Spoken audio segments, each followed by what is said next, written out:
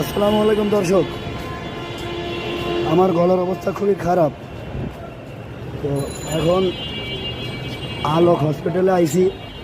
আমার দুলাভাই আছে এখানে, আমার সাথে দেখা করে তারপরে দেখি কি হয়। আমার আজকে একটা টেস্ট আছে। আজকে এখন না তো টেস্ট তো সন্ধ্যায়। আপনার সাথে দেখা করতে আসছে। হ্যাঁ আসবেই তো, আমার সাথে দেখা করতে আমার টেস্ট কখন? সন্ধ্যায়। কে? না, আমার টেস্ট এখন দিলে সমস্যা কি? দর্শক আপনারা বিচার করেন। এই হচ্ছে আমার দুলাভাই, আপন দুলাভাই। এখন আমি তো কথা কথি পাচ্ছি না। টেস্ট হচ্ছে ওর একটা মানে গলার একটা টেস্ট আছে। এই টেস্টটা করার জন্য মূলত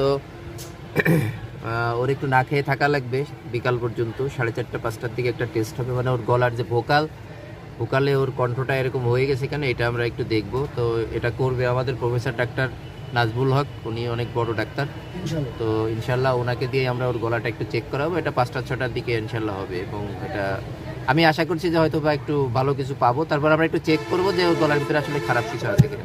তো সবাই দোয়া করবেন ওর জন্য, যেন আল্লাহ পাক ওকে কোনো খারাপ কাজ থেকে দূরে সরায় রাখে। ধন্যবাদ সবাইকে। আসসালামু আলাইকুম।